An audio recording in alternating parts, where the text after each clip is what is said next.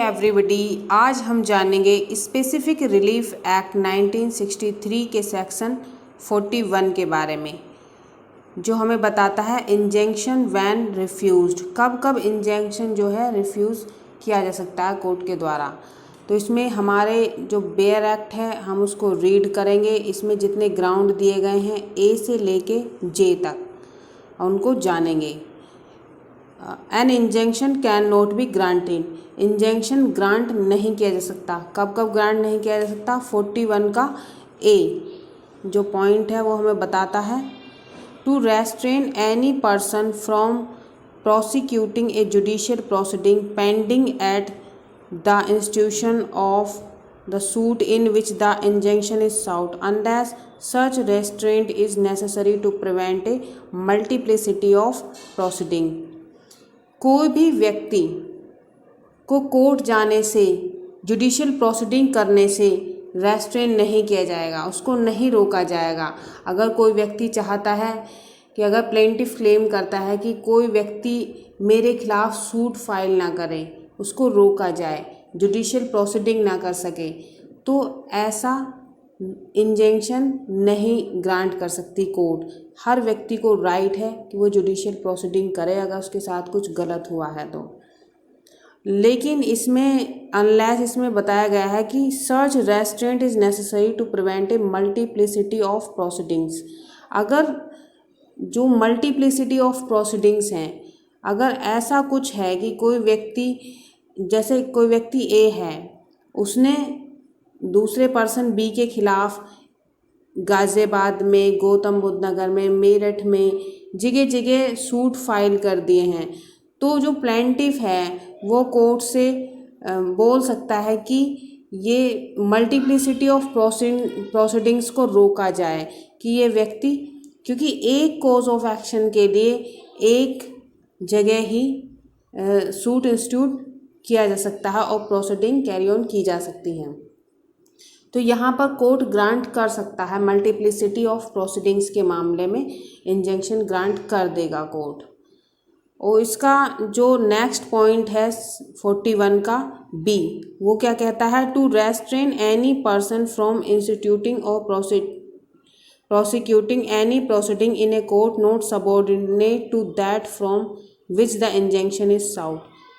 तो इसमें कहा गया है कि कोई भी व्यक्ति सबॉर्डिनेट कोर्ट ना जाकर सीधे हाई कोर्ट में जाए, उसको सबॉर्डिनेट कोर्ट में जाने से रोका जाए।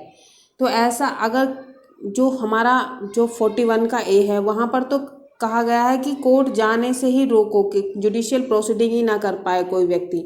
लेकिन इसमें क्या कहा गया है बी में, 41 के बी में, कि कोर्ट में प्रोसीडिंग चल रही हैं और कोर्ट का कोई ऑर्डर आया है, उसके खिलाफ कोई व्यक्ति सबॉर्डिनेट कोर्ट में न जाकर हायर कोर्ट में जाए। तो इस तरह से तो कोर्ट यहाँ पर भी इंजंक्शन ग्रांट नहीं करेगी, क्योंकि हमारे लॉ में एक प्रोसीजर दिया गया है कि आप सबॉर्डिनेट भी कोर्ट जा सकते हैं, जो भी हमारा हायरार्की दी गई है। तो इस तरह से भी कोर्ट इंजंक्शन ग्रांट नहीं करेगी। 41 का पॉइंट सी दिया गया है to restrain any person from applying to any legislative body. अगर कोई व्यक्ति ये क्लेम करता है कि किसी व्यक्ति को जो हमारे लेजिस्लेटिव बॉडी हैं वहाँ जाने से रोका जाए, कि वो लेजिस्लेटिव बॉडी जो हमारे कॉन्स्टिट्यूशन में दी गई हैं, जैसे कलेक्टर है, रेवेन्यू ऑफिसर है, इलेक्शन कमिश्नर है, एमसीडी है, पुलिस कमिश्नर, तो यहाँ पर जाने से किसी व्यक्ति को रोका जाए, तो ऐसा भी इंजंक्शन कोर्ट ग्रांट नहीं करेगी। हर किसी को राइट है कि वो जो हमारे लेजिस्लेटिव बॉडी है वहाँ पर जा सकता है। 41 का जो पॉइंट डी है वो क्या कहता है? To restrain any person from instituting or prosecuting any proceeding in a criminal matter.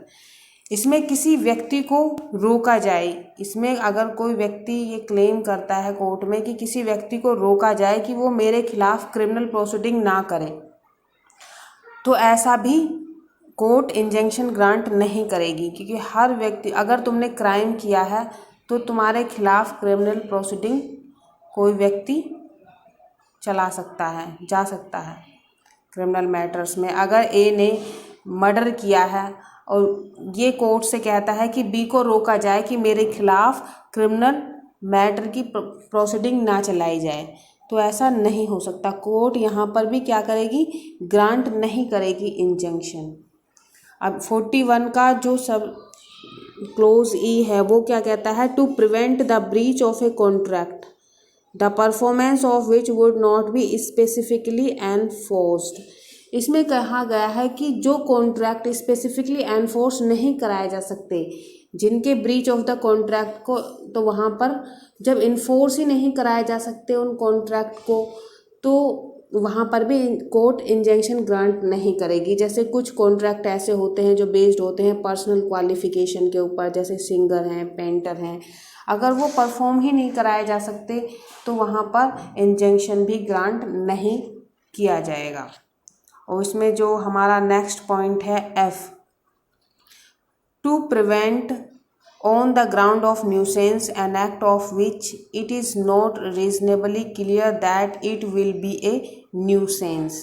इसमें कहा गया है कि अगर कोर्ट को जो न्यूसेंस के ग्राउंड पर कोई इंजंक्शन चाहता है लेकिन कोर्ट को लगता है कि ये न्यूसेंस है ही नहीं, तो वहाँ पर कोर्ट जो है इस ग्राउंड पर भी इंजंक्शन ग्रांट नहीं करेगी। तो इसमें जो है जो नेक्स्ट पॉइंट है वो क्या कहता है, to prevent a continuing breach in which the plaintiff has exquisite.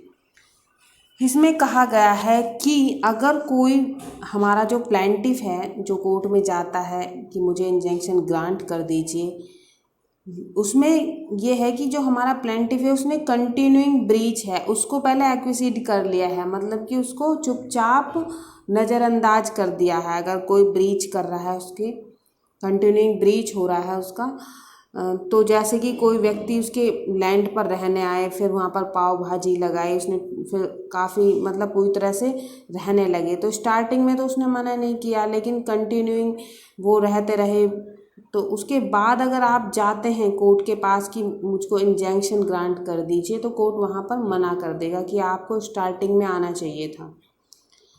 ठीक है, तो यहाँ पर भी कोर्ट ग्रांट नहीं करेगा इंजंक्शन।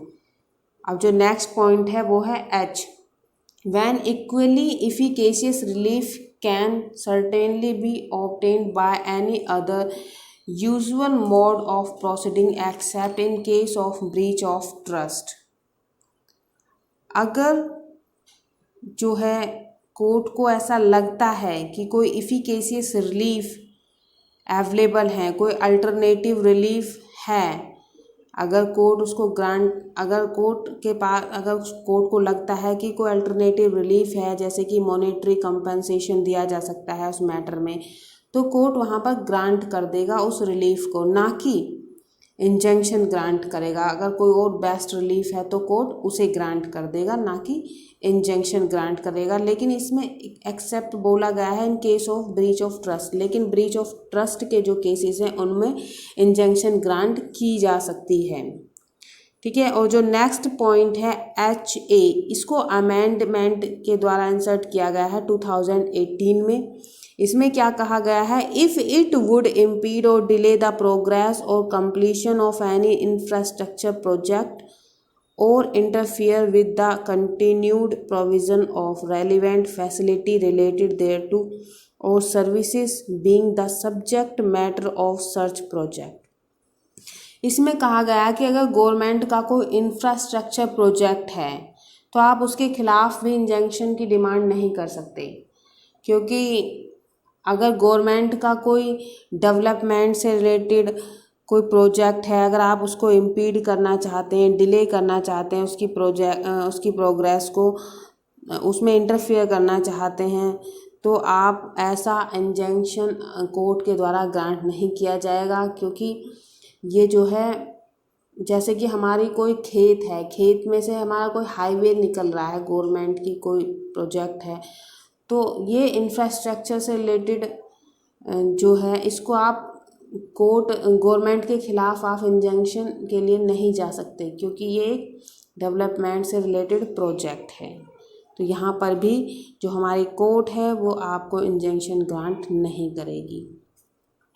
जो नेक्स्ट पॉइंट है आई 41 का आई क्या कहता है, when the conduct of the plaintiff or his agent has been सर्च as to disentitle him to be the assistance of the court. अगर प्लेंटिफ और उसके एजेंट का कंडक्ट जो है उसकी बैड इंटेंशन से कोर्ट में आया है, जो प्लेंटिफ है, तो कोर्ट वहाँ पर क्या करेगी, वहाँ पर भी जो हमारा इंजंक्शन है वो ग्रांट नहीं करेगी। जो नेक्स्ट पॉइंट है जे 41 का जे है, when the plaintiff has no personal interest in the matter. अगर जो हमारा प्लेंटिफ है जो चाहता है कोर्ट से कि वो ग्रांट कर दे मुझे इंजंक्शन, लेकिन उसका कोई पर्सनल इंटरेस्ट ही नहीं है subject matter of the suit में, तो वहाँ पर भी कोर्ट इंजंक्शन ग्रांट करने से रिफ्यूज़ कर देगी। तो ये जो भी सारे ग्राउंड हैं, जो भी इसमें फॉल नहीं होते हैं, तो कोर्ट की डिस्क्रिशनरी पावर है, वहाँ पर भी कोर्ट रिफ्यूज़ कर सकती है इंजंक्शन ग्रांट करने से। तो हम कह सकते हैं कि जो ये ग्राउंड है इनके आधार पर कोर्ट इंजंक्शन ग्रांट करने से रिफ्यूज़ कर सकती है, साथ ही साथ कोई अन्य ग्राउंड भी कोर्ट ले सकती है। तो दोस्तों ये हमारा 41 आज कंप्लीट हो चुका है और हम नेक्स्ट सेक्शन जो है इसका नेक्स्ट वीडियो में करेंगे। तो थैंक यू।